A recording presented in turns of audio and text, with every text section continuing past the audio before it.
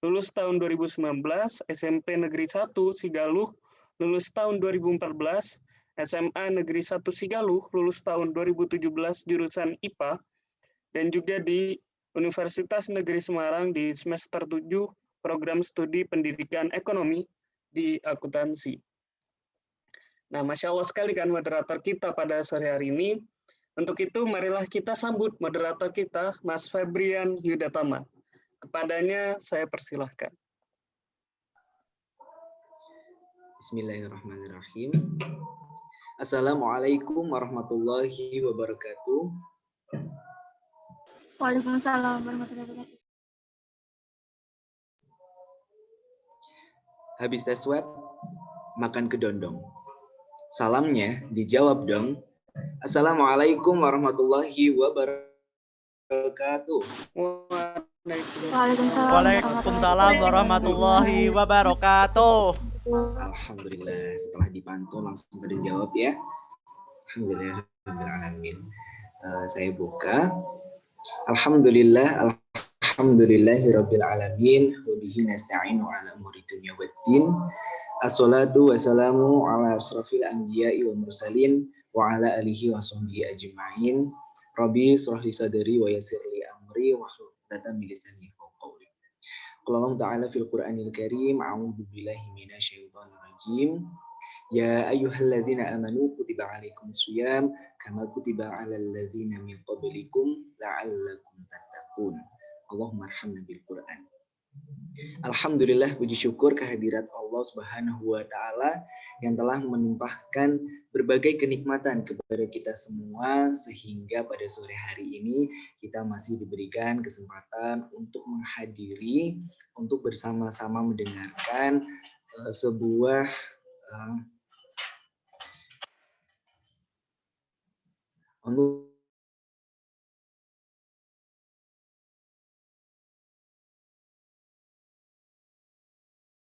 bersama-sama mendengarkan tausiah pada kegiatan suatu hal apapun.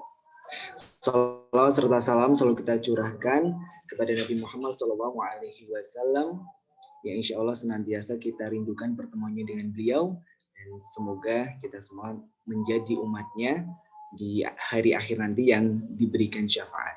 Amin ya rabbal alamin. Teman-teman semua yang saya hormati dan yang semoga dirahmati Allah Subhanahu wa taala. Pada kesempatan kali ini Grand Opening Mutiara Senja Gradika UKKI UNES mengusung tema yakni Cinta Ramadan Karena Allah. Pada kita sekarang sudah hari kedua memasuki bulan puasa, dan semoga kita semua senantiasa diberikan kekuatan untuk nantinya bisa berpuasa sampai maghrib seperti itu ya teman-teman. Nah, pada kesempatan kali ini kita akan membahas mengenai cinta Ramadan pada Allah. Nah, kira-kira kita sebagai seorang muslim, sebagai hamba Allah Subhanahu wa taala, bagaimana cara kita untuk menghadapi datangnya bulan Ramadan? Apakah dengan bersyukur, apakah dengan kemudian bersabar dan sebagainya. Nah, kira-kira apa saja nanti yang akan kita dengarkan oleh Ustadz kita pada sore hari ini. Kita akan bersama-sama mendengarkan tausiah bersama salah satu Ustadz kita yang platform merupakan seorang sutradalang dan juga konseptor dari sebuah platform yang mungkin tidak asing di telinga kita, yakni Yuk Ngaji ID. Nah, seperti apa kira-kira nanti tausiahnya? Maka langsung saja tanpa berpanjang lebar akan saya berikan waktu dan juga tempat kepada Ustadz Cahyo Ahmad Irsyad. Kepada beliau, tafadhol. Bismillahirrahmanirrahim.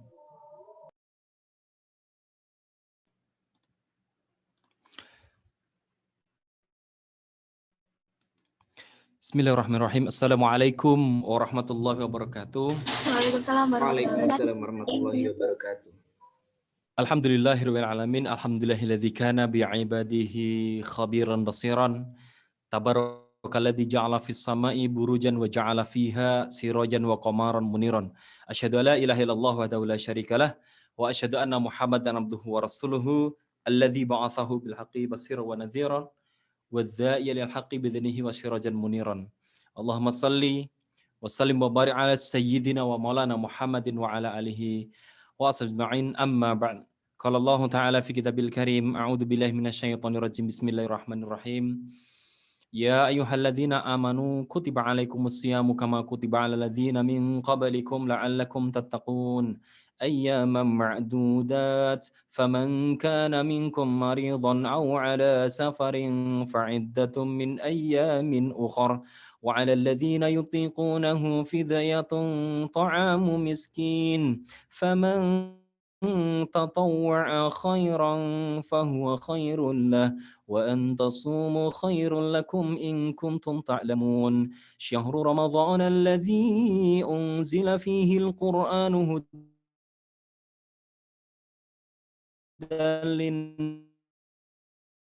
للناس وبينات من القرآن فمن شهد منكم الشهر فليصم ومن كان مريضا أو على سفر فعدة من أيام يريد بكم العسر ولتكملوا العدة ولتكبروا الله على ما هداكم ولعلكم تشكرون. Sadaqallahul Azim. Baik teman sekalian, ada Mas Febri, ada Mas Wildan. Kenapa yang saya sebut mereka berdua? Karena yang menghidupkan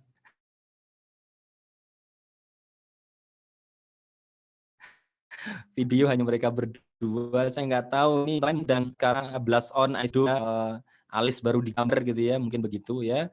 Nah, tapi insya Allah semuanya mempersiapkan diri untuk kemudian menikmati tamu istimewa yang sudah hadir di tengah kita ya. Ini hari yang kedua, Masya Allah ya. Terima kasih untuk Mbak Ika Maulina, Mbak Khairun Nisa, kemudian Mbak Puji, Mbak Aika Agustinam, apa ini? Agustinam ya. Mbak Anggra ini Alwan Suni ya. Insya Allah. Kemudian Mbak Rima, Khairul Rifki, Mas Wildan, Mas Yuda, semuanya kalau saya sebut satu persatu maghrib baru kelar ini ya. Biasanya saya kalau menyebut nama itu sambil bawa gitar gitu ya. Teman gitarnya ada di studio sebelah, hujan, studio sebelah baru diperbaiki. Nah, alhamdulillah di sore hari ini kita semuanya masih bisa bertemu bersama-sama bermuajah dan untuk menampakkan wajahnya seiring ya, sembari saya berdoa untuk dua orang istimewa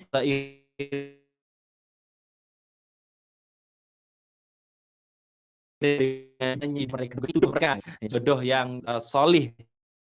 Oh, Masya Allah, mulai nih Mas Muhammad Yuda sembunyi lagi ya. Oke. Mas Yuda, Masya Allah, moga-moga seiring dengan dibukanya video ini maka dibuka pula ya pintu keberkahan dan juga pintu jodohnya untuk mendapatkan jodoh yang solih ya, yang solihah bukan solih ya, Masya Allah ya. Nah, maka kemudian hari ini saya bersyukur kepada Allah, kita semuanya bersyukur dan jangan lupa ya, Ibnul Qayyim menjelaskan syukur itu ada 3. Ya, yang pertama adalah syukur itu lisan kita tidak pernah berhenti untuk bersyukur kepada Allah, mengucapkan alhamdulillahirabbil alamin. Ya, yang kedua hati kita, pikiran kita itu selalu meyakini bahwa segala sesuatu itu adalah berasal dari Allah Subhanahu wa taala. Bukan dari ayah, bukan dari ibu, bukan dari dosen, bukan dari bos, bukan dari atasan, bukan. Semua itu dari Allah Subhanahu wa taala. Nah, posisi orang-orang di sekitar kita itu hanya sekedar perantara saja, tapi sumber kenikmatan itu dari Allah Subhanahu wa taala. Itu yang kedua. Maka hati kita tidak boleh mendua, ya. Bahwa kemudian semuanya itu berasal dari Allah Subhanahu wa taala. Kemudian yang ketiga, nah ini yang paling berat. Makna bersyukur menurut Ibnul Qayyim itu adalah memanfaatkan apa yang Allah berikan itu untuk menjadi sarana kita untuk lebih dekat kepada Allah. Ya, kalau kita diberikan waktu, maka gunakan waktu sebaik-baiknya untuk lebih dekat pada Allah. Kalau kita diberikan teman, maka jadikan teman itu sebagai sarana kita untuk lebih dekat kepada Allah. Makanya yang namanya teman itu sangat mempengaruhi. Rasulullah memberikan satu gambaran, satu analogi yang sangat luar biasa. Siapa? Kalau dekat-dekat dengan penjual minyak wangi, kita akan ikut wangi. Tapi kalau kita dekat-dekat dengan pandai besi, maka kita akan kena debunya. Nah, begitulah teman, pentingnya teman. Maka jadikanlah teman di sekitar kita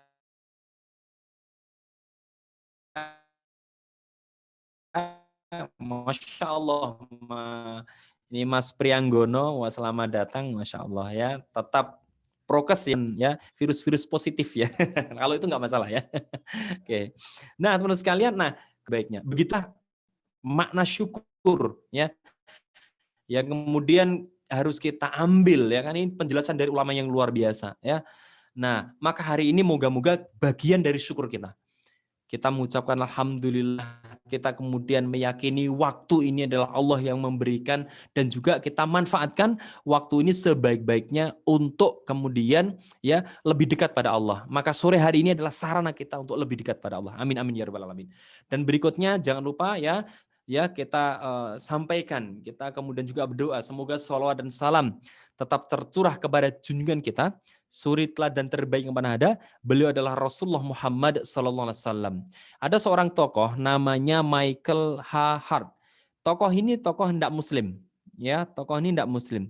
Tetapi ternyata ya dia menulis buku tentang 100 tokoh paling berpengaruh di dunia. Orang ini tidak Islam. Tapi dia tidak bisa memungkiri ternyata dia menempatkan Rasulullah Muhammad SAW di Rasulullah itu ada sosok yang sempurna dari seluruh dimensi kehidupan. Dari dimensi keluarga, Rasulullah adalah suami paling romantis. Ya. Nanti misalnya Mbak Susi Lastriani, moga-moga masih bisa mendengar suara saya ya. Itu kalau nanti mencari suami maka tipenya adalah tipe-tipe yang Rasulullah ajarkan, yaitu yang romantis. Masya Allah ya.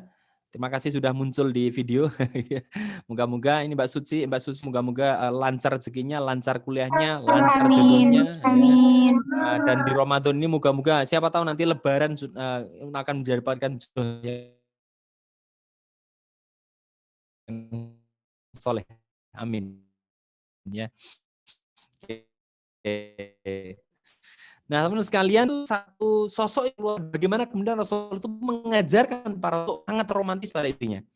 Zaman sekarang mungkin nanti misalnya paling romantis anak zaman sekarang mungkin sayang, say, bebek, ai, pipi mimi gitu ya. Itu mah kuno gitu ya.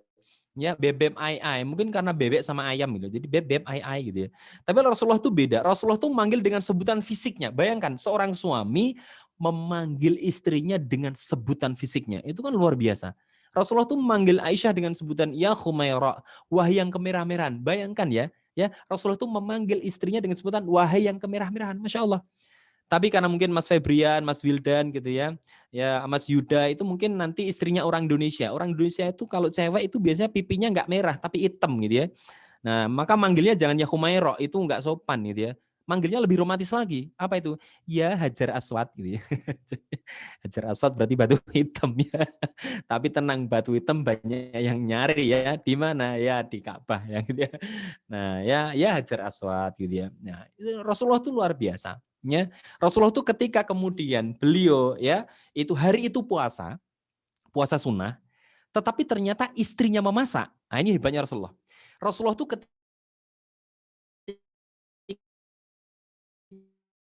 itu hari itu puasa makan bareng Allah. Rasulullah itu rela membatalkan puasanya untuk makan bersama dengan istrinya.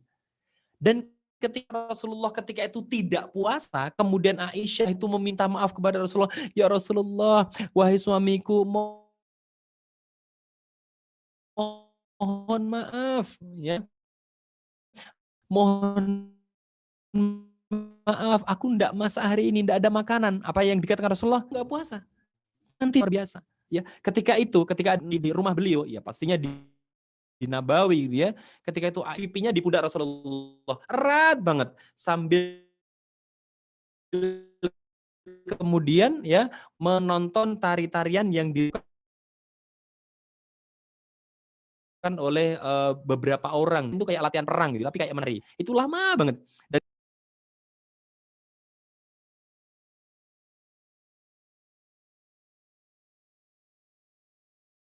hari, Masya Allah, selamat datang Mbak Nuriati. Ya, ini ya. Moga kan ngisi mahasiswa ya, ngisi ya zaman-zaman alhamdulillah ya. Nah, teman sekalian itu Rasulullah panglima perang yang luar biasa. Rasulullah juga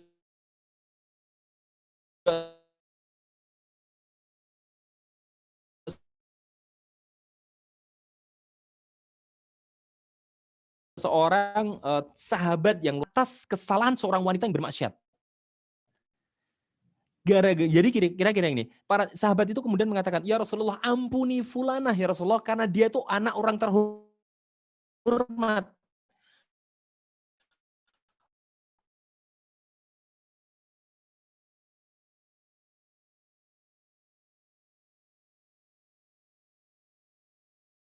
Rasulullah tuh langsung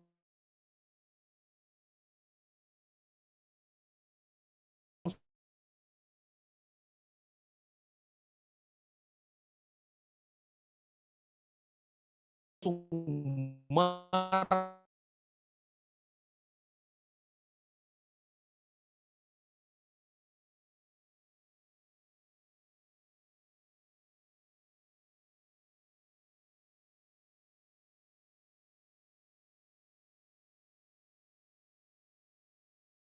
Ya. Lah teman-teman jangankan memimpin perang ya, jangankan misalnya gini, Muhammad Al-Fatih 21 tahun itu bisa menaklukkan Konstantinopel. Nah, jangankan menaklukkan Konstantinopel ya, teman-teman menaklukkan hati seorang wanitanya berat banget gitu ya. Begitulah ya, mohon maaf ya. Ini karena di luar saya ini hujan, maka saya kalau sudah hujan itu biasanya 10% itu adalah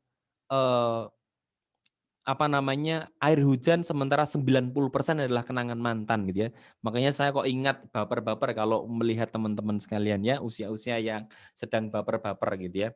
Nah, teman-teman sekalian, maka wajarlah kalau kemudian Michael Hart itu menempatkan Rasulullah sebagai nomor satu gitu loh. Kenapa? Sempurna gitu loh.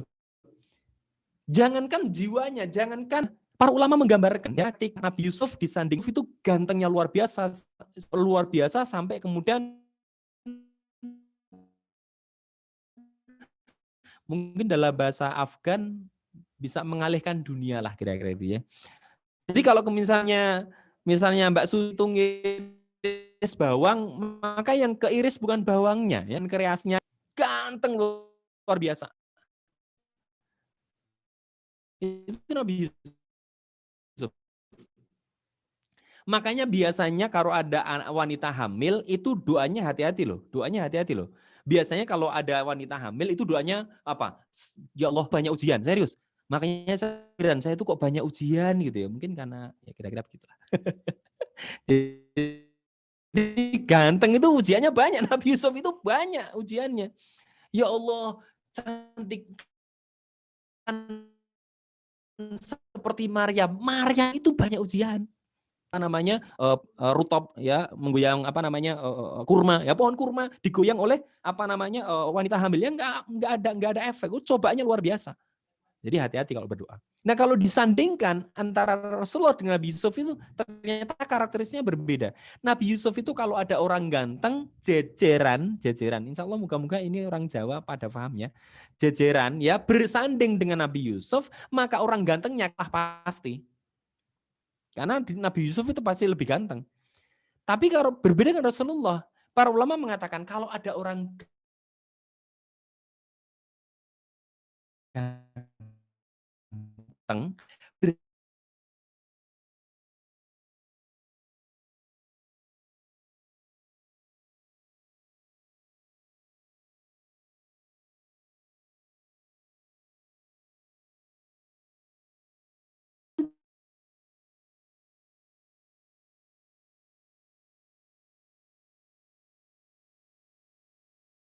terlalu lama sama Mas Felix ya. Saya udah lama banget sama Mas Felix sampai ketularan ngomong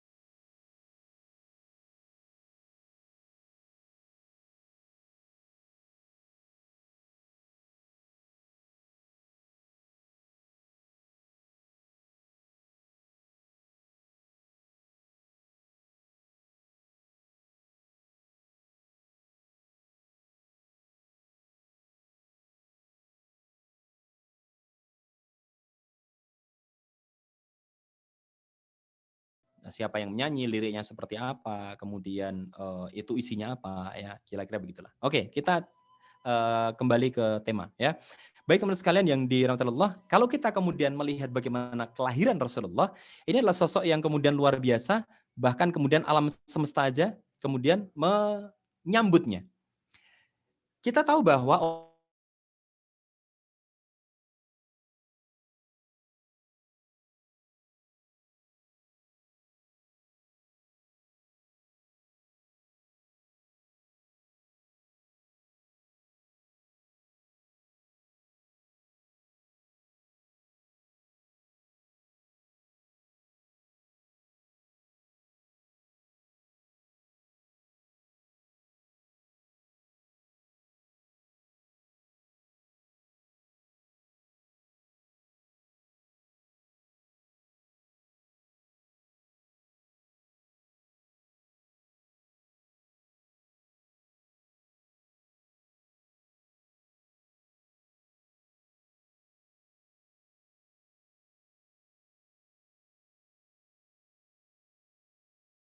kemudian menyambut datangan Rasulullah. Lagi mata air yang awalnya itu mata air itu tiba memancarkan air yang menyambut datangnya utusan akhir zaman, datangnya utusan terakhir ternyata bukan hanya manusia tetapi juga alam semesta. Maka benar yang disampaikan oleh Qori tadi, wama arsalnaka illa rahmatan, bukan lil mu'minin, bukan lil muslimin, tapi lil alamin. Seluruh alam semesta menyambut datangnya manusia paling mulia. Masya Allah. Maka teman sekalian, Allah saja dan para malaikat itu bersolawat kepada Nabi. Innallaha wa malaikatahu yusalluna ala Nabi. Kalau teman-teman yang Jumatan biasanya hafal ini ya. Biasanya khutbah Jumat kan baca itu ya. Innallaha wa malaikatahu yusalluna ala Nabi. Ya ayyuhalladzina amanu sallu alaihi wasallim taslima. Ya, Allah dan malaikat saja itu bersolawat kepada Nabi. Tapi fungsinya lain. Fungsinya lain. Fungsinya kalau Allah bersolawat kepada Nabi, Allah sedang mencurahkan rahmatnya. Ya. Tapi kalau kita bersolawat kepada Nabi, maka kita sedang berharap, ya Allah, moga-moga di yaumil akhir aku mendapatkan syafaat dari Rasulullah. Moga-moga dengan setiap hari aku bersolawat, maka moga-moga Allah memberikan kesempatanku untuk meminum air dari telaganya Rasulullah. Nah, jadi fungsinya beda. Maka ini adalah sosok yang memang luar biasa. Bahkan ketika peristiwa Isra Mi'raj, maka Rasulullah itu menjadi imam bagi seluruh nabi. Masya Allah. Maka teman sekalian yang dirahmati Allah, inilah yang kemudian ya menjadi awalan ya dari pembahasan kita kali ini sebagai sebuah spirit bahwa kita sedang mencurahkan cinta kita kepada Rasulullah Muhammad SAW. Maka teman sekalian, mohon maaf ini baru pembuka ya, udah pembuka udah setengah jam.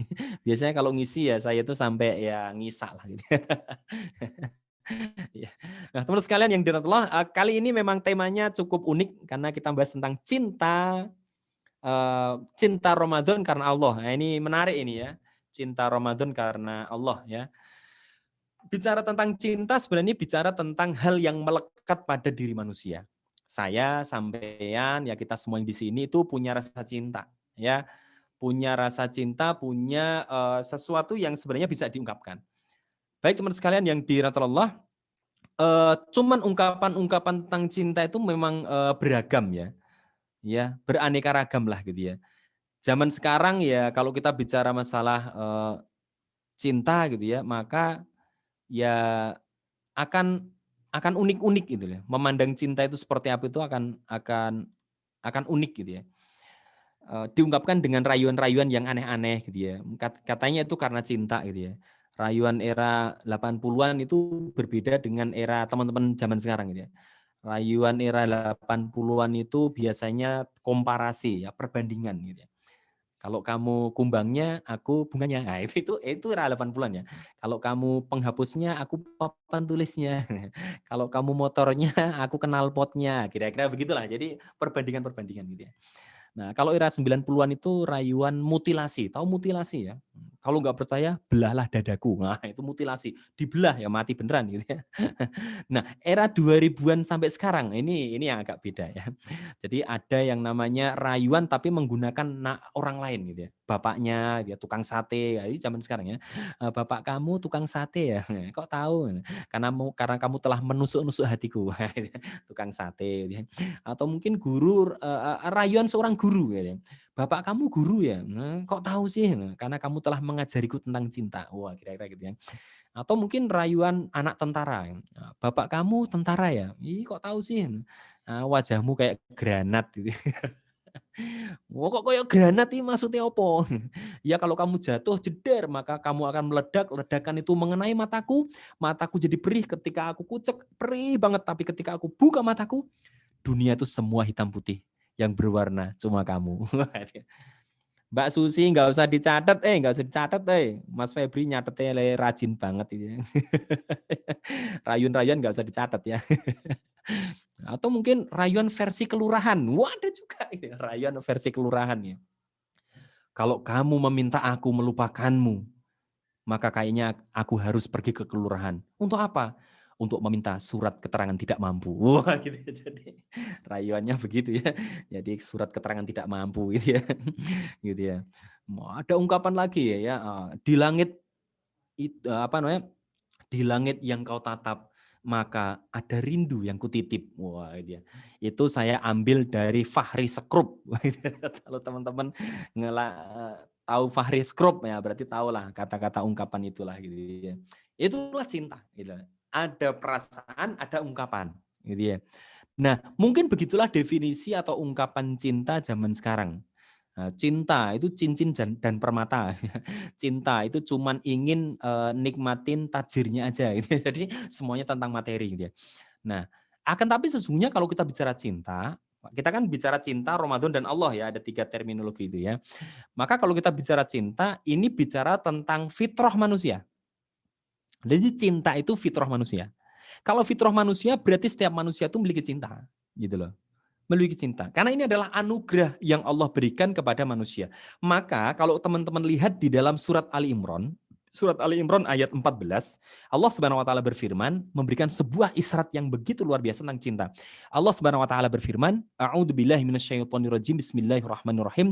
Zuyyina lin-nasi hubbus syahawati minan nisa'i wal banina wal qanatirul qantarati minadh dhahabi wal fiddati wal khailil musawwamati wal an'ami wal harth ila akhirih.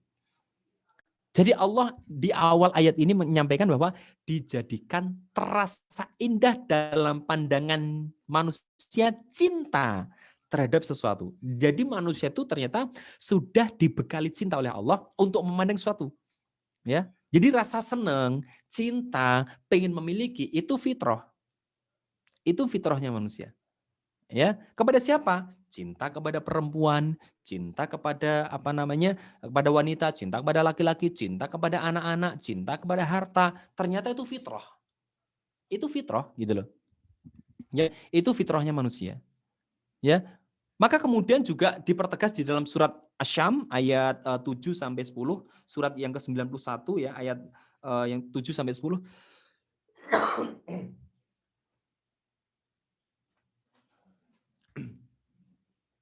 Bahwa kemudian Allah Subhanahu wa taala itu berfirman, ya, a'udzubillahi minasyaitonirrajim, bismillahirrahmanirrahim. Teman-teman sudah hafal semuanya. Wa nafsi wa massawaha fa'alhamaha fujuraha wa taqwaha. Ya, dan di dalam kesempurnaan ciptaannya, ya, maka Allah ilhamkan 2 jalan, fujur dan takwa. Maka para ulama memberikan penjelasan kesempurnaan ciptaan manusia itu bukan hanya pada fisiknya, tetapi pada potensi-potensi yang melekat pada dirinya. Ada motorik, ada emosional, ada cinta, ada berani, ada khawatir, ada segala macam yang melekat pada diri manusia, maka itulah yang Allah anugerahkan. Artinya ketika Allah menciptakan manusia, itu tidak hanya sekedar fisik, tapi juga potensi. Maka kalau kita lihat, silakan nanti mungkin bisa dibaca di dalam kitab Nizamul Islam, tulisan Syekh Taqiyuddin An-Nabhani, itu disampaikan. Di dalam kitab Saksiyah juga disampaikan bahwa manusia itu paling enggak punya akal, ya, potensi akliyah, kemudian juga gharizah dan juga hajatul udhuriyah. Oke. Nah, cinta itu ada di mana? cinta itu ada di gharizah atau naluri. Nah, cinta itu naluri.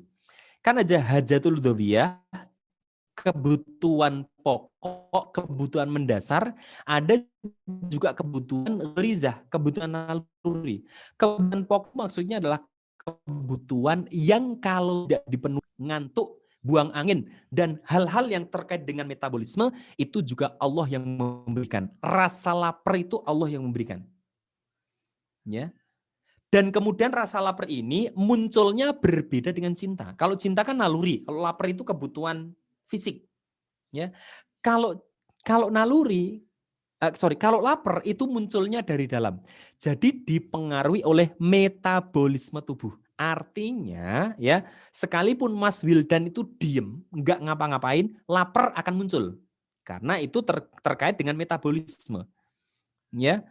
Dan tidak mungkin sebaliknya, misalnya Mas Wildan habis sarapan kenyang banget, tiba-tiba ada SMS ya dari misalnya Mas Faisal gitu ya, bro ke kosan ya, ngapain? Nih gua ada kiriman dari nyokap gua, banyak banget makanan. Akhirnya Mas Wildan datang, bener ternyata, mulai dari buah-buahan, sate, daging, komplit semuanya, banyak banget. Pertanyaannya, apakah dalam kondisi kenyang karena habis sarapan banyak gitu ya, kemudian melihat sate jadi lapar? Kan tidak. Apa yang terjadi? Mas Wildan paling punya strategi, bawa rantang gitu ya, atau bawa kresek ya, gitu ya. Kenapa? Ya nggak mungkin langsung lapar lah gitu ya. Nggak mungkin langsung lapar. Kenapa? Karena lapar itu tergantung metabolisme tubuh. Atau misalnya Mas Faisal habis pipis gitu ya. Mas Faisal habis pipis, kemudian keluar dari toilet, ngelihat toilet baru di pojokan. Gila nih, toiletnya catnya keren banget. Gua pengen pipis lagi. Kan nggak mungkin juga gitu ya. Kenapa? Karena pipis itu tergantung metabolisme tubuh. Nggak usah dipancing dengan cat toilet yang bagus. Kalau belum kebelet ya belum akan pipis gitu. Tapi beda dengan cinta. Nah ini beda ini. Kalau cinta itu munculnya itu karena pancingan dari luar. Munculnya itu karena rangsang dari luar. Munculnya itu karena apa? Ada hal yang kemudian harus kita respon. Tapi itu bersifat dari luar. Beda dengan makan. Makan itu dari dalam dan pemenuhannya mutlak. Nggak bisa ditunda. Jadi kalau teman-teman lapar ya, Mbak Susi lapar, Mas Khairul Rifki lapar, nggak bisa ditunda. Kecuali ada satu, yaitu apa? Oki jelly drink, bisa menunda lapar gitu. Lapar itu nggak bisa ditunda. Misalnya gini, Mas Khairul itu lapar gitu ya. Bro, kenapa sih pucet? Gue lapar. Ya makanlah. Enggak lah, minggu depan aja. Ya matilah gitu ya. Nggak bisa ditunda, harus segera makan gitu loh. Tapi beda dengan cinta. Cinta itu beda. Cinta itu munculnya karena rangsang dari luar, karena sesuatu dari luar. Dan pemenuhannya enggak mutlak. Pemenuhannya itu ya kalau enggak jadi gini, kalau enggak dipenuhi cuman gelisah, enggak bakalan jadi teman-teman mati, cuman gelisah. Contoh misalnya Mas Faisal nembak seorang ukhti, bukan ukhti ya, uktea gitu ya. Mas Faisal nembak uktea. Ternyata ditolak. Apa langsung kemudian ya Allah aku ditolak. Ya Allah ini leherku kenapa mati? Kan enggak juga, enggak begitu kan gitu ya. Paling cuman baper, gelisah, kemudian keluar jendela, natap gitu ya. Kemudian koyong ini rasane gitu ya. Mungkin nyanyi-nyanyi begitu gitu ya. Nah, ya, itu hanya apa? Perasaan yang main, baper gitu ya. Dan bisa ditunda, bisa. Cuman gelisah saja. Jadi jangan sampai menyamakan antara makan, antara lapar dengan cinta. Itu beda. Yang itu kemudian disamakan oleh seorang psikolog namanya Sigmund Freud. Yang mengatakan cinta itu seperti nyawa. Kalau nggak bercinta maka mati. Nah, itu kan sebuah teori yang salah. Dan kemudian Sigmund Freud itu dijadikan sebagai salah satu rujukan psikolog dunia. Padahal kita punya psikolog-psikolog Islam yang lebih hebat dan teori-teorinya lebih benar gitu loh. Nah, teman sekalian yang dirahmati Allah, maka kalau kita sudah bicara masalah cinta, berarti cinta akan muncul kalau ada pancingan. Contoh sederhana, misalnya nih, Mas Muhammad Yuda misalnya, di depannya itu ada nenek-nenek. Nenek-nenek sudah tua banget, batuk dikit matilah kira-kira gitu ya, saking tuanya ya, tua banget itu ya. Apa yang muncul dari benak Mas Yuda? Saya mau tanya nih, boleh deh dia unmute Mas Yuda, Mas Muhammad Yuda. Kita ngobrol nih, biar santai aja. Ya, boleh di-unmute Mas Yuda?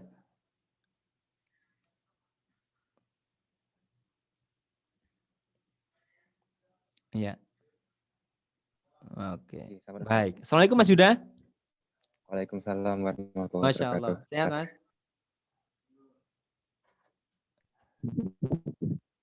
Mas Yuda jurusan apa Mas Yuda? Teknik sipil Ustaz. Oh, teknik sipil, Masya Allah. Ya. Wah, ini betul ini. Teknik sipil itu kalau ngasih hadiah kepada calon bukan coklat. Ya, kenapa? Karena teknik sipil itu berprinsip coklat itu kalau sebagai sumber atau sebagai simbol cinta, coklat kok simbolnya cinta, cinta kok simbolnya coklat. Coklat tuh kalau kena panas meleleh. Cinta apa kena coklat kok meleleh? Nggak abadi. Teknik sipil beda. Teknik sipil itu kalau jatuh cinta ngasih batu bata. Kenapa? Karena ingin membangun rumah tangga dengannya. Nah, kira-kira gitu ya. Jadi bukan coklat tapi batu bata karena ingin membangun rumah tangga gitu ya. Nah, teman sekalian tadi sampai mana ya? Oh iya, kalau ada nenek-nenek di depan Mas Yuda, kira-kira yang terbersit ya di dalam benak atau pikiran Mas Yuda kira-kira apa? Rasa apa? Oh, di-unmute lagi ya. Kira-kira rasa apa? Oke, baik. Saya pindah aja ya. Oke, Mas Wildan deh, Mas Wildan. Wah, ini sedang di pendopo rumah kayaknya. Masya Allah, kaya banget antum ya. Masya Allah. Nanti kalau sudah ganti background, miskin antum ya. Oke. Itu masih kampus UNES Ustadz. Oh, masih kampus UNES. Sorry. Biar suasana musuhnya Masya gitu. Allah. Mantap ya. Mas Wildan, kalau di depan Mas Wildan ada nenek-nenek gitu ya. Mas Wildan apa yang terbersit? Rasa apa? Rasa apa? Hormat Jadi kalau kali ada ya, nenek-nenek orang tua. batuk-batuk sakit gitu ya, yang terbersit di iba. benak Mas Wildan tuh rasa apa? Rasa iba, kayak kasihan. Iba, kasihan kan? Tapi coba yang ada di depan Mas Wildan itu misalnya siapa ya? Lesti Kejora saya nggak terlalu suka sih. Nisa Sabian, aduh saya takut sama Nisa Sabian ya. Siapa? Oke, misalnya ada seorang akhwat, ukhtia gitu ya, yang mungkin sesuai dengan apa yang bercadar, nggak usah bayangin nggak usah bayangin wajahnya, bercadar, kemudian wah pokoknya kayaknya sesuai banget lah sama kriteria Mas Wildan. Kira-kira yang muncul dalam benak Mas Wildan apa kira-kira Mas Wildan? Iba ya, tetap iba tapi mengiba dirinya sendiri ya. Ya iba diri sendiri. Iya, mengiba diri sendiri. Ya Allah, kenapa aku ya Allah? Nah, ternyata apa? Oke, terima kasih Mas Wildan. Ternyata antara nenek-nenek dengan ukhtia, ternyata responnya beda kan? Begitulah cinta, responnya itu tergantung, munculnya itu tergantung apa yang ada di depan kita. Berarti kalau kita kaitkan dengan Ramadan, nah ini harus pintar-pintar ngaitkan dengan Ramadan ini. Ya. Harus pintar-pintar ngaitkan dengan Ramadan. Kita itu bisa jatuh cinta kepada Ramadan karena Allah itu memandang Ramadan seperti apa gitu loh. Kan bukan karena lapar kita, bukan karena dari dalam, tapi kita jatuh cinta kepada Ramadan itu karena pemahaman apa yang kita ya sematkan pada Ramadan. Ini ada Ramadan nih. Lah kita memandang Ramadan sebagai apa? Maka itulah yang menentukan kadar kualitas cinta kita kepada Ramadan. Berarti awal kalau kita ingin tumbuh cinta yang dalam pada Ramadan, berarti harus ada pemahaman tentang Ramadan seperti apa. Dan sebenarnya sudah banyak dibahas oleh para ustadz, oleh para ulama. Tapi kita akan coba ambil angle lain lah kira-kira gitu. Apakah kemudian kita senang di bulan Ramadan itu karena mungkin bagi mahasiswa adalah bulan perbaikan gizi? Lumayan kan kalau ada buka bersama gratis ya lumayan lah ya, untuk perbaikan gizi lah gitu ya. Ya, kolak gitu ya segala macam ya lumayan lah gitu ya. Perbaikan gizi, maka pola perilaku kita nanti di bulan Ramadan pasti dipengaruhi oleh cara berpikir kita tentang Ramadan. Karena berpikir Ramadan adalah perbaikan gizi, wah kita akan berjuang untuk menjadi para pencari takjil, kira-kira gitu ya. Ya, PPT ya, para pencari takjil, bukan para pencari Tuhan ya. Kira-kira mana nih ya masjid yang menunya paling enak gitu. Nah, kalau di Jogja itu di Jogokarian. Masya Allah. Pokoknya mahasiswa Jogja, kalau teman-teman mau perbaikan gizi, bener deh, ke Masjid Jogokarian. Wah, Anda akan naik berapa kilo kalau hidup di sana ya, karena bener-bener dijamin Anda di sana. Rumah saya dari Jogokarian itu berapa ya? Ya 15-20 menit lah gitu ya. Gitu. Tapi saya kan tinggalnya di Bogor sekarang. Saya tinggalnya di Bogor ya. Oke. Atau mungkin Ramadan adalah momentum saya untuk beribadah secara maksimal. Ibadah yaitu apa? Tidur. Karena tidur itu katanya ibadah. Sudahlah tidur, ngaji lagi. Apalagi ngaji sambil tidur. Berarti double itu. Ya. Pahalanya double. Karena tidur ibadah, ngaji sambil tidur. Double pahalanya. Ya, walaupun sebenarnya itu perlu perlu dikaji lebih dalam ya makna itu. Jadi tidur ibadah daripada maksiat kan begitulah. Atau mungkin cinta Ramadan itu karena sebentar lagi walaupun aku mahasiswa tapi aku bisa bisnis kolak lagi. Wah, itu beda lagi ya. Jadi tergantung persepsi kita kepada Ramadan. Nah, cintanya itu tergantung persepsi kita. Kualitas cinta itu tergantung persepsi kita, cara pandang kita pada Ramadan. Wah, ini nih saatnya bisnis sarung ya, reseller peci gitu ya. Kalau peci saya ini saya beli online juga. Ini namanya peci Ertugrul ya, tulisannya Ertugrul. Ini peci bukan peci zaman ya. Peci Muhammad Al-Fatih lah ini. Nah, ini ya. Gratisan ini, alhamdulillah. Beli ke Turki mahal. Kalau di Turki kayak gini tuh sekitar 700.000. Di Indonesia kayak gini kalau nggak salah 200-an ribu. Tapi ini dipakai hanya orang-orang yang biasanya mukanya tebel ya, karena ini penampilannya aneh ya. Yang kedua yang penting punya jenggot yang panjang, ya. Alhamdulillah ya. Yang ketiga sudah mulai meninggalkan dunia hitam. Alhamdulillah saya sudah memenuhi semuanya. Saya biasanya malunya sudah nggak ada, mukanya sudah tebel banget ya. Dan sudah meninggalkan dunia hitam.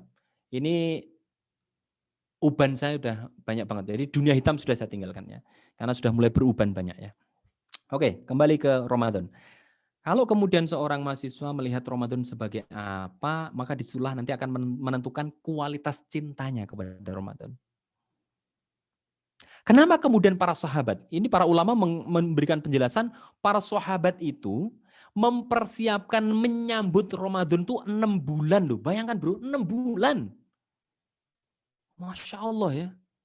Kalau kita seminggu, 2 minggu ya 2 hari masih santai. Ini para sahabat itu mempersiapkan 6 bulan. Padahal ini sahabat ini amalnya luar biasa. Kenapa? Ini terkait dengan cara pandang, persepsi, pemikiran. Maka kalau pemikiran benar, cintanya akan benar. Gitu loh. Ya ini pentingnya pemikiran, pentingnya persepsi, pentingnya cara pandang. Ya. Nah gitu teman sekalian. Maka kemudian banyak orang yang amat sangat gembira dengan datangnya Ramadan, tapi ada yang susah. Padahal sama-sama 30 hari, sama-sama 24 jam, sama-sama puasanya katakanlah kalau kita berapa ya 12 jam ya. Gitu ya. Tapi kan ada yang susah, ada yang seneng gitu ya. Ada yang cinta, ada yang enggak cinta. Karena semuanya terpengaruh oleh persepsi atau cara pandang, cara berpikir tentang Ramadan. Nah, ini pentingnya kita meluruskan bagaimana kemudian memandang Ramadan. Nah, teman sekalian yang dirahmati Allah, mohon maaf saya sampai jam berapa ya? Mas Febri, saya sampai jam berapa Mas Febri? Sampai jam 17, Ustaz. Oh, jam 17. Masya Allah, sebentar lagi ya. Oke, 15 menit lagi. Maka teman sekalian, saya pengen mencoba untuk, ayo kita memandang Ramadan dengan persepsi yang kita sandarkan pada sejarah para sahabat Nabi. Yang pertama,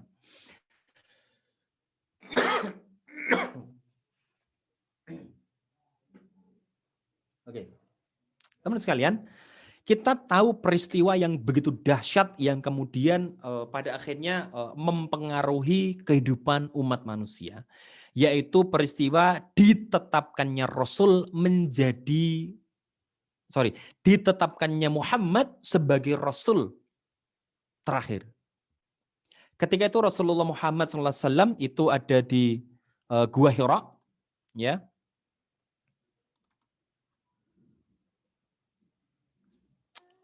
Oke, nah enak kan? Ini kayak rasanya kayak di Timur Tengah gitu. Ya. Peristiwa ketika itu Rasulullah melihat bagaimana kerusakan kaumnya ketika itu. Beliau melihat sekitaran, ya, mulai dari perjudian, kezaliman, kemudian kecurangan, ya, kemudian kebanggaan semu, asobiyah, ya, penyembahan berhala dan lain sebagainya. Jahiliyah yang disebut, yang dimaksud, itu sebenarnya bukan nggak bisa nulis, nggak bisa baca ya. Nggak bisa bisnis, enggak. Jahiliyah yang dimaksud, mari kita lihat ya. Salah satu karakter orang Arab yang sangat kuat, itu mereka sangat canggih dalam berdagang. Mereka pinter bisnis. Mereka pinter berdagang. Bayangkan, perdagangan dari Mekah ke Syam. Syam itu sudah termasuk luar negeri, berarti ya sudah ada perdagangan luar negeri. Kalau ada perdagangan luar negeri, berarti mereka pinter ngitung perbekalan. Pinter ngitung kira-kira dagangan apa yang laris. Pinter ngitung marketing. Pinter membuat segmentasi. Pinter mereka itu. Satu sisi mereka juga pinter membuat syair. Ingat bahwa tidak sembarangan orang itu bisa membuat syair. Kalimat syair itu berbeda dengan kalimat biasa. Kalau mungkin ya Mas Khairul Rifki kalau mengatakan Bapak pergi ke pasar, itu kalimat biasa. Tapi di tangan seorang penyair, kalimat itu akan diubah. Ayah dan bunda sedang meniti langkah menuju jalan mencari penghidupan. Nah gitu. Itu syair gitu loh. Ya, Mbak Susi cuma mengatakan Bapak Ibu ke pasar, tapi di tangan seorang penyair itu ternyata beda. Berarti punya kemampuan. Artinya teman sekalian, hari ini yuk kita pahami yang disebut jahiliyah ketika itu bukan nggak bisa bisnis, bukan nggak bisa bersyair, mereka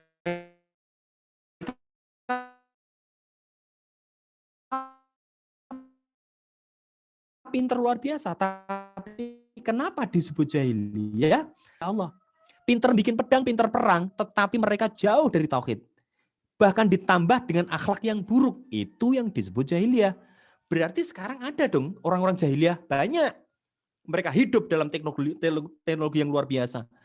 Ya, mereka hidup bergelimangan harta. Bisnis luar biasa. Tapi mereka jauh dari Allah. Itu bisa dikategorikan sebagai jahiliyah.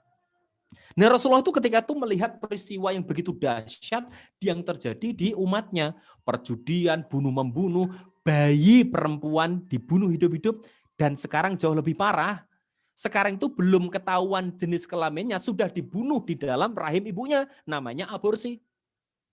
Jadi sekarang itu kayaknya lebih jahiliyah deh kayaknya. Gitu loh. Maka teman sekalian yang dirahmati Allah, ketika Rasulullah kemudian melakukan uzlah. Ada yang mengatakan tahannuts, ya, berdiam diri di Gua Hira.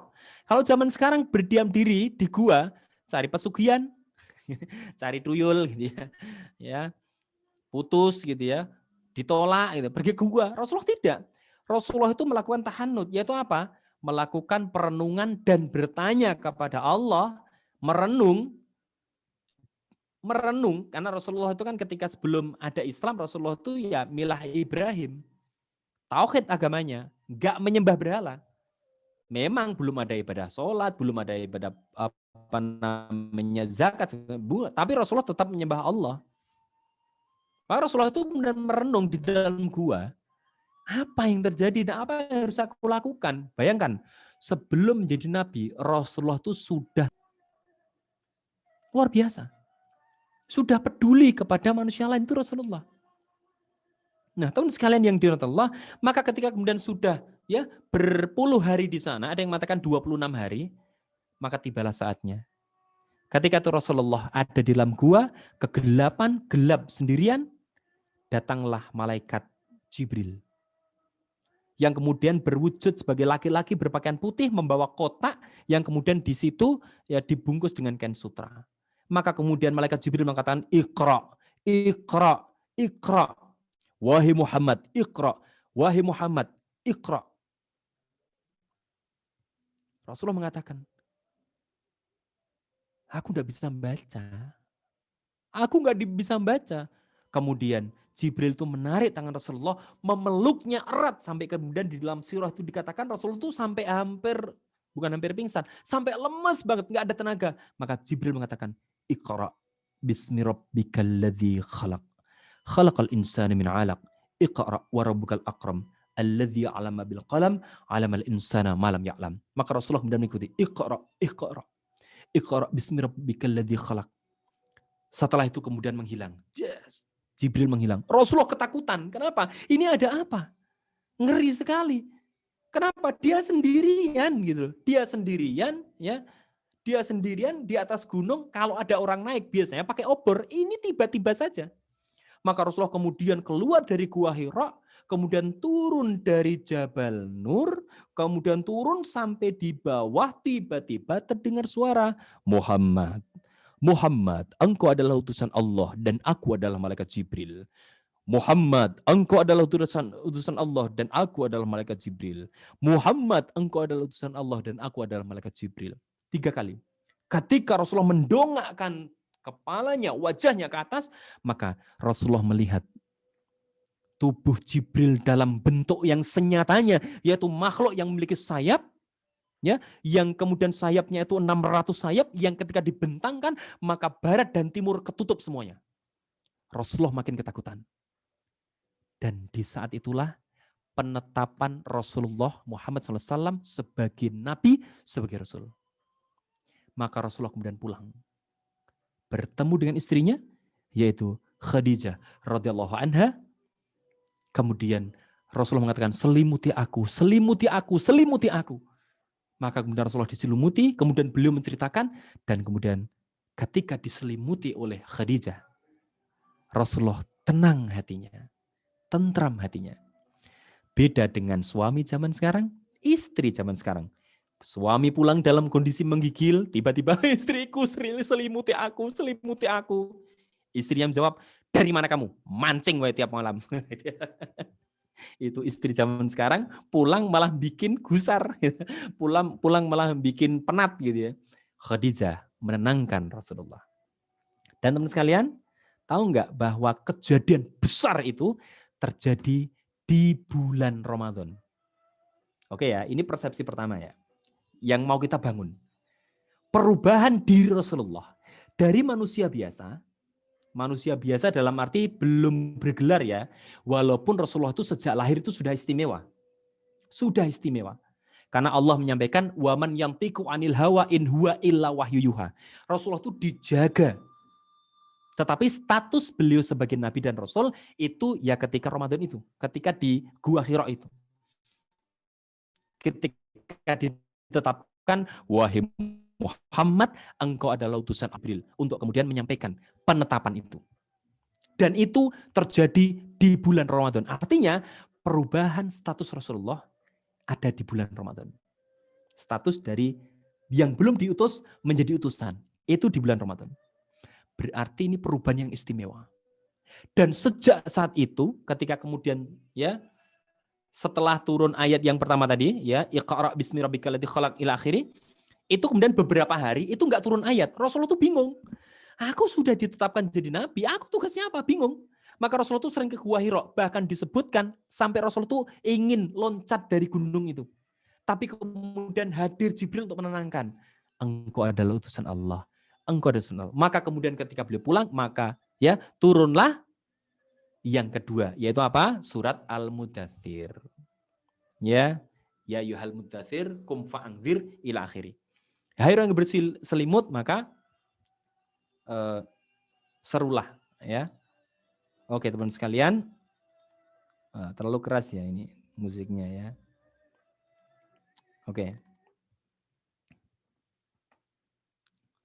Nah, teman sekalian yang dirahmati Allah, ini yang kemudian kita perhatikan bahwa Ramadan ini adalah bulan perubahan. Oke, kita lihat ya. Kita lihat bagaimana kemudian peristiwa besar lainnya. Ya, peristiwa besar lainnya yang terjadi di bulan Ramadan yang pada akhirnya akan mempengaruhi perubahan peradaban, yaitu perang Badar. Ya, yaitu perang Badar. Perang Badar itu perang yang dahsyat luar biasa. Maka disebut Badar Kubro. Kenapa? Itu perang yang pertama kali di mana kaum muslimin sekitar 313 orang melawan 1000 orang. 70 ekor unta plus 2 ekor kuda dan 6 baju zirah. Sementara orang-orang kafir 700 unta, 300 ekor kuda, full baju zirah. Dan kaum muslimin ketika itu dalam kondisi puasa. Masya Allah. Sampai kemudian ketika itu Rasulullah itu berdoa. Sampai kemudian ya Rasulullah itu berdoanya itu amat sangat khusyuk luar biasa. Belum menangis. Sampai kemudian kainnya itu kemudian terjatuh. Ya. Karena kalau ini tidak dimenangkan maka mungkin tidak akan ada lagi yang menyembah kepada Allah. Tapi inilah ujian bagi kaum muslimin. Maka ketika mereka maju ke medan laga, maka para sahabat ada yang bercerita bahwa ketika mereka akan menebaskan pedang ke leher musuhnya, tiba-tiba leher musuhnya hilang gitu aja. Ternyata Allah mengutus para malaikat. Masya Allah. Dan perang Badar ini menjadi sebuah tonggak yang luar biasa. Tonggak yang luar biasa, perubahan peradaban ketika itu. Oke. Peristiwa ketiga, perang Khandaq. Perang Khandaq juga terjadi di bulan Ramadan. 3.000 pasukan kaum muslimin melawan 10.000 pasukan kafir Quraisy gabungan dengan Yahudi. Datanglah seorang pemuda namanya Salman Al-Farisi membuat strategi perang yang disetujui oleh Rasulullah, yaitu perang Khandaq atau perang Parit atau perang Solokan. Mereka kemudian kaum muslimin itu membuat strategi perang defensif, enggak ofensif. Defensif. Membuat parit dalamnya 3 meter, lebarnya 5 meter, panjangnya 8 km. Ketika saya pergi ketika itu ke Madinah, ketika saya umroh ke Madinah, saya kemudian pergi ke Khandaq. Pergi ke daerah Khandaq. Ternyata apa? Kalau melihat itu bisa nangis luar biasa. Karena yang ada batu-batu cadas yang begitu tajam, begitu panas, terik ketika siang hari. Dan ketika itu kaum muslimin berperang dalam kondisi yang amat sangat kekurangan. Bahkan dikatakan dalam sejarah kaum muslimin itu makanannya hanya tangan dicelupkan di air, kemudian tangannya dicelupkan ke gandum, maka gandum yang menempel di tangan itulah kemudian yang dijilat untuk makanan kaum muslimin. 1 kurma untuk 4 orang, ada yang untuk 5 orang. Masya Allah. Kondisi yang sangat terjepit, tetapi di saat yang sama kaum muslimin yakin betul. Rasulullah itu mengatakan bahwa nanti kaum muslimin akan mengalahkan Persia dan Romawi. Bayangkan ya, dalam kondisi kelaparan, musuhnya luar biasa banyak, 10.000, di mana kaum muslimin hanya 3.000, kemudian dalam kondisi lapar juga, ternyata Rasulullah mengatakan, la tuftahanal Konstantiniyah, falanimal amiru amiruha, walanimal jaisu dalikal jais. Akan dikalahkan Konstantinopel. Maka kaum muslimin yakin betul itu janji dari lisan yang tidak pernah bohong, yaitu lisan yang mulia Rasulullah Muhammad SAW. Maka mereka yakin betul bahwa mereka akan memenangkan pertarungan itu. Dan bukan hanya itu, mereka akan menaklukkan Persia dan Romawi. Dan ternyata benar itu terjadi. Kapan terjadinya perang Khandaq? Ramadan. Oke, sebagai penutup karena ini sudah jam kurang 1 menit lagi.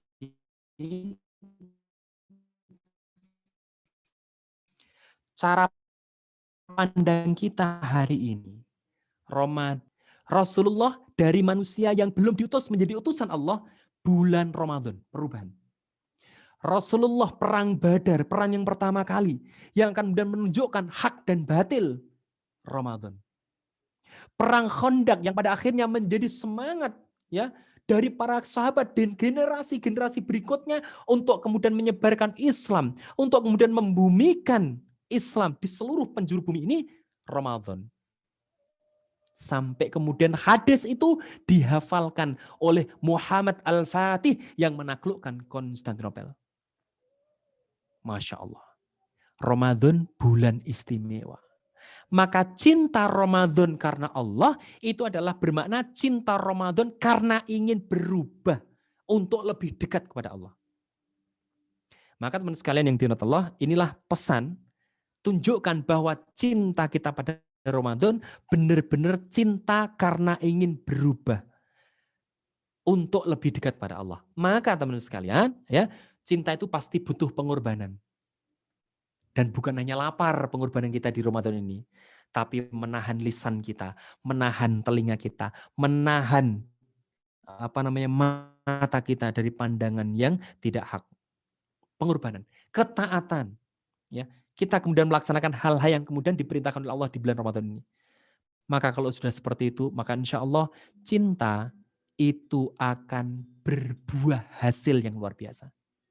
Maka Rasulullah Muhammad SAW memberikan janji, ketika puasanya berhasil, maka orang-orang yang berhasil puasa akan menerima derajat takwa di sisi Allah dan kemudian akan masuk ke surga dengan masuk ke dalam surga melalui pintu Ar-Royan. Maka teman-teman sekalian, itu yang bisa saya sampaikan.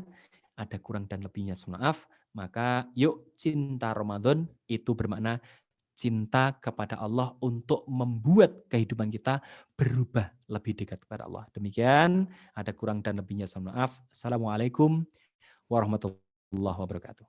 Waalaikumsalam warahmatullahi wabarakatuh. Syukron jazakumullahu khairan Ustaz Cahyo Ahmad Irsyad yang sudah menyampaikan yang begitu luar biasa, cinta Ramadan karena kita ingin berubah untuk senantiasa dekat dan untuk menjadi lebih dekat kepada Allah Subhanahu wa taala. Nah, ini ada sedikit waktu barangkali dari teman-teman yang sudah mengikuti grand opening Muse ini, Mutiara Senja, ada yang ingin bertanya kepada Ustadz Cahyo yang sangat luar biasa tadi pembawaannya, bikin kita ketawa ketiwi dan juga kadang serius gitu ya. Silahkan tafadhol yang ingin bertanya, saya persilakan.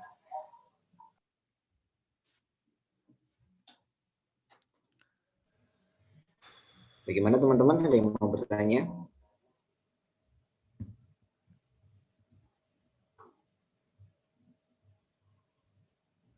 Yang mau bertanya bisa lewat chat atau bisa langsung saja ya, lewat mikrofon. Apabila tidak, mungkin bisa langsung saja Ustaz Cahyo untuk closing statement, karena sepertinya teman-teman sudah mulai lapar gitu ya, sehingga tidak bisa berpikir untuk bertanya. Tafadhol Ustaz, bisa closing statement. Oke. Baik teman sekalian,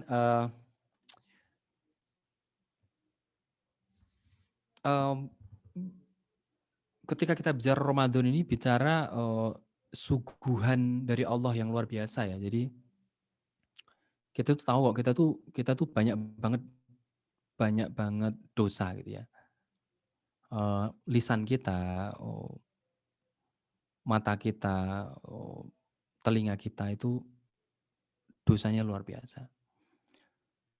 Seandainya dosa itu Allah tunjukkan dengan belatung, maka yakin kita tuh nggak bakal ada yang berani keluar rumah. Karena wajah kita itu penuh dengan belatung. Kalau dosa itu ditunjukkan dengan bau, maka tidak akan mungkin ada yang mau berteman dengan kita. Karena kita tuh terlalu bau. Kalau teman-teman hadir di sini bisa ketawa ketiwi, bisa merasa baik-baik saja, karena Allah sedang menutup aib kita. Allah sedang menutup aib kita. Jadi tidak usah berbangga dengan apa yang ada pada diri kita. Apalagi sampai kemudian menyepelekan orang, ya, menutup diri dari nasihat. Allah sedang menutup aib kita. Pun demikian dengan seorang Cahyo.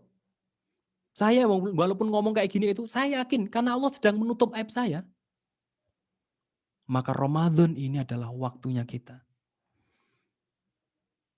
Cintanya Allah yang tertinggi untuk hambanya ternyata bukan memberikan rizki, bukan. Karena kalau Allah memberikan rizki itu adalah bentuk cintanya Allah kepada hambanya, korun harusnya paling dicintai oleh Allah. Tapi ternyata tidak.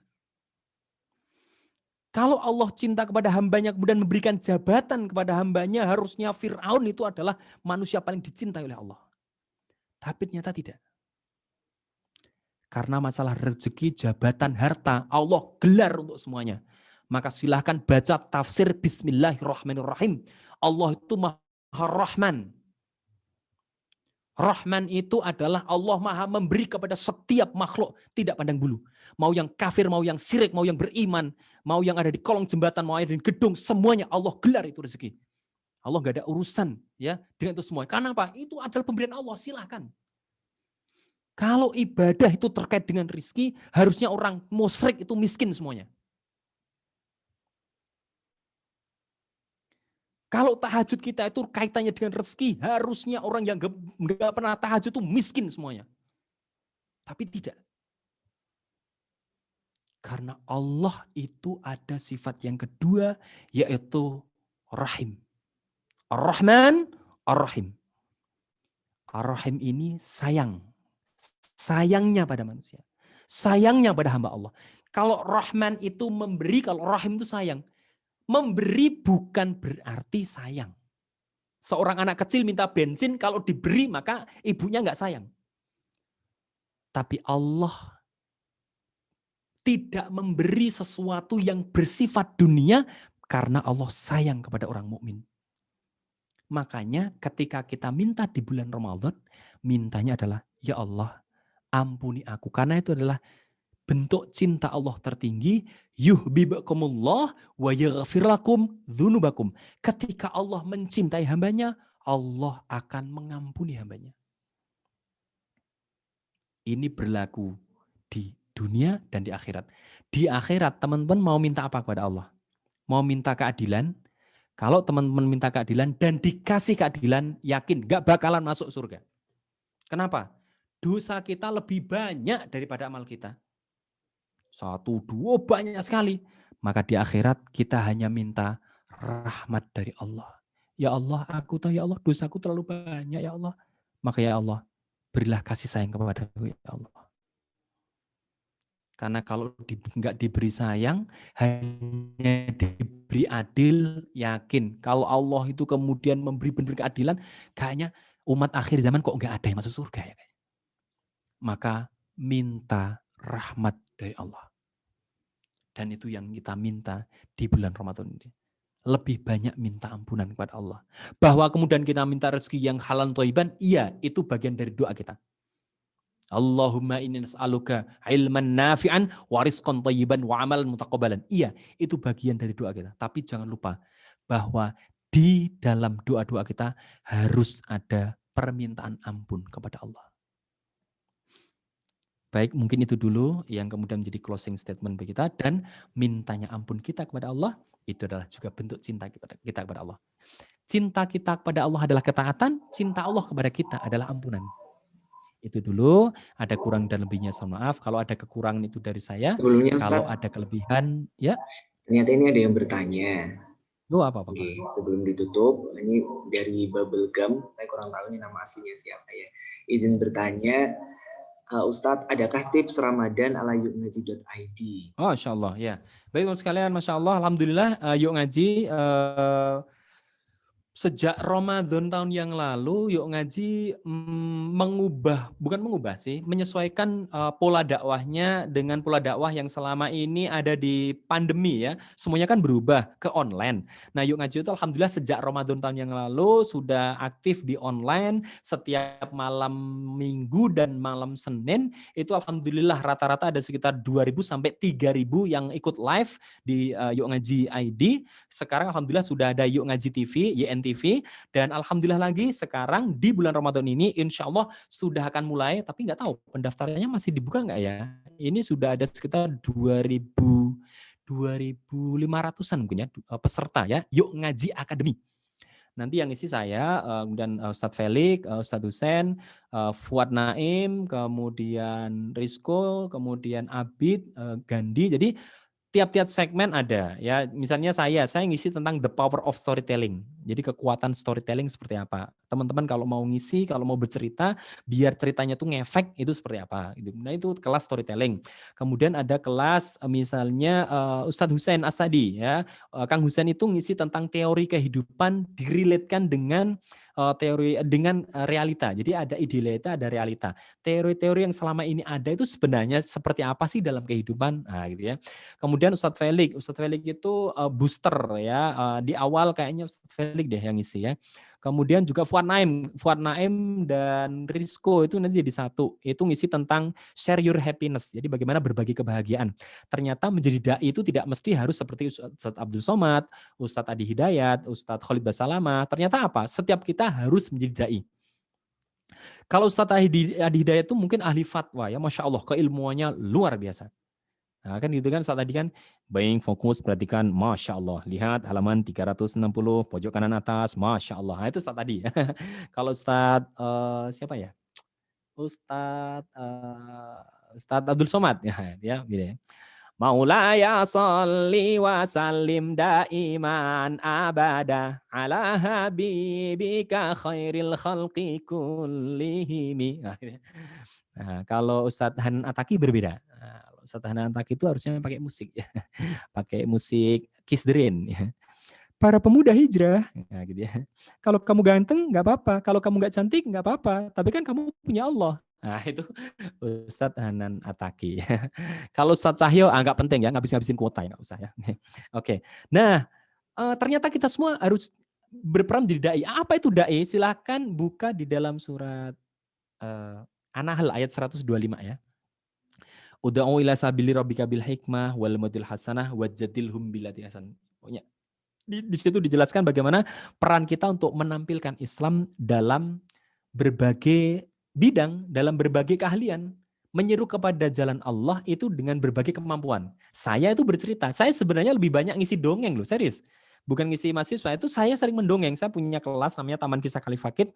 Ini sudah ada sekitar 300 peserta, ini 30 Ramadan full ya, kelas mendongeng ya. Saya ngisi anak-anak, bayangkan jenggotnya kayak gini tuh ngisi anak-anak. Wah, bagus sekali ya. Saya pakai suara-suara gitu, pakai suara Jarjit. 2, 3, kucing berlari, bawa putri meme kemari. Nah, saya pakai suara gitu. Ya, suara misalnya suara Jarwo. Waduh, masalah ini. Wah, ini pasti ada masalah Bang Haji ini. Saya pakai suara-suara yang memang dekat dengan anak-anak. Suara Mr. Crab ya. Uang $1 juta. Anak-anak gitu ya. Anak-anak, ternyata uang lebih manis daripada madu. Jadi saya pakai suara Mr. Crab, suara mungkin Squidward. Dunia ini akan semakin indah tanpa SpongeBob. Nah, gitu. Jadi saya pakai suara-suara itu. Kenapa? Ya dakwah kepada anak-anak. Nah, teman-teman sekalian punya keahlian masing-masing. Nah, di Yuk Ngaji itu difasilitasi dengan membuka kelas ya. Jadi misalnya saya pengen dakwah nih melalui broadcasting, maka ada Rizko sama ada Gandhi sama Abid. Itu bicara masalah fotografi, videografi berperan di dalam dunia dakwah. Apalagi zaman sekarang, Masya Allah. Ya, Ustadz tuh nggak mungkin dong. Ustadz Adi kemudian selfie sendiri. Teman sekalian, baik fokus perhatikan, saya selfie dulu, Masya Allah. Lihat, kan nggak mungkin. Butuh tim multimedia. Maka tim multimedia itu bagian dari dakwah. Jadi punya peran masing-masing. Ya macam-macam. Jadi semua orang harus jadi dai, jadi penyampai kebaikan dalam Islam. Nah, Yuk Ngaji itu mengajak ke situ. Habib Nurmagomedov kan bilang kan, orang non-Islam melihat Islam bukan dari Qur'annya, tapi dari perilaku Anda. Nah, kira-kira gitu. Nah, jadi nanti silakan kalau di Yuk Ngaji itu ada kelas, namanya Yuk Ngaji Academy. Silakan nanti dilihat di Instagramnya Yuk Ngaji ID ya, silahkan nanti di situ insya Allah informasi lebih komplit ya. Jadi insya Allah dari kelas ada, dari mingguan juga ada. Insya Allah mingguan kita live setiap malam Senin ya. Kalau malam Minggu biasanya Soy, Sister of Yours. Jadi Mbak Nuriati, Mbak Susi, Mbak siapa lagi, Mbak Monica ya, itu membicarakan hal-hal tentang wanita muslimah itu oleh Ustadzah Sebi, kemudian Benefico ya, dan teman-teman Yuk Ngaji yang putri ya, namanya SOY, SOY, Sister of Yours ya, kira-kira gitu. Kemudian juga apa ya? Paling bikin video-video apa namanya? Tausiah sih gitu ya. Maka full ini teman-teman Yuk Ngaji full banget di studio gitu ya. Alhamdulillah. Nah, paling itu ya kalau untuk teman-teman mengakses teman-teman Yuk Ngaji insyaallah moga-moga masih bisa deh Insya diakses. Allah. Insyaallah Nah, masih bisa. Ustadz, sepertinya sangat menarik kalau misalkan masih buka nanti insya Allah terdaftar gitu ya teman-teman. Baik Ustadz, terima kasih. Syukran jazakumullahu khairan atas kedatangannya pada sore hari ini untuk memberikan tausiah yang luar biasa. Mungkin sebelumnya kita foto bersama terlebih dahulu ya. Ya. Tafadhal untuk panitia bisa mempersiapkan pirantinya. Dan untuk teman-teman silahkan bisa open kamera supaya terlihat wajah cantik dan juga gantengnya ya. Nah, kan gini kalau ada wajahnya kan saya bisa Ayo melihat. panitia open cam dulu. Ya, wajah-wajah jomblo kan bisa kelihatan ya. Jomblo itu bukan ujian ya, jomblo itu kutukan aja ya, sabar ya. Nah, kan gini kan enak. Tafadhal yang aba-aba ya.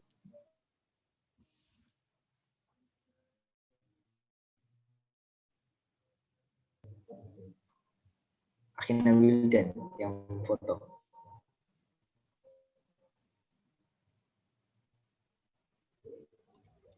Oke. Teman-teman siap, Ustadz siap. Ya, oke. 1, 2, 3. Ya. Print screen ya. Lagi ya. 1, 2, Ya. 3. Satu lagi. 1, 2. Cukup. Oke. Baik. Baik, syukran Ustadz atas tausiahnya. Kami ucapkan terima kasih, syukran jazakumullahu khairan. Dan mungkin saya sedikit menyimpulkan apa yang tadi telah disampaikan oleh Ustadz Cahyo, bahwa cinta adalah sebuah fitrah ya, fitrah manusia yang diberikan Allah Subhanahu wa taala, yang mana bahwa setiap manusia memilikinya karena anugerah dari Allah Subhanahu wa taala. Nah, cinta ini berbeda dengan kebutuhan-kebutuhan yang lainnya seperti kebutuhan makan ataupun kebutuhan yang sifatnya dari dalam, akan tetapi cinta ini munculnya karena rangsangan dari luar. Oleh karena itu, untuk bisa menumbuhkan rasa cinta kepada Ramadan karena Allah Subhanahu wa taala, maka diperlukan pemahaman yang mendalam tentang Ramadan dan juga keutamaannya. Nah, di antaranya adalah tadi kisah-kisah yang dijelaskan oleh Ustadz Cahyo pada zaman Rasulullah SAW. Di antaranya adalah yang pertama, bulan Ramadan adalah bulan di mana Rasulullah SAW ini ditetapkan, yang mana sebelumnya adalah manusia biasa atau sebelumnya belum utusan, kemudian ditetapkan sebagai Rasul, sebagai utusan Allah Subhanahu wa taala. Kemudian ada 2 peristiwa besar juga yang terjadi di bulan Ramadan, di antaranya adalah perang Badar dan juga perang Khandaq. Nah, Ramadan ini merupakan bulan perubahan, bulan di mana kita sebagai seorang muslim bisa menjadi momen untuk berubah yang sebelumnya baik menjadi lebih baik lagi insyaallah. Syukran jazakumullahu khairan Ustadz atas partisipasinya dan juga teman-teman semuanya atas kehadirannya, partisipasinya. Jangan lupakan dan jangan lewatkan kegiatan Mutiara Senja atau Muse yang dilaksanakan setiap sore. Nanti informasi selanjutnya bisa disampaikan oleh panitia ya. Dari saya cukup sekian, kurang lebih mohon maaf. Syukran jazakumullahu khairan atas perhatiannya. Saya akhiri. Wassalamualaikum warahmatullahi wabarakatuh. Waalaikumsalam warahmatullahi wabarakatuh.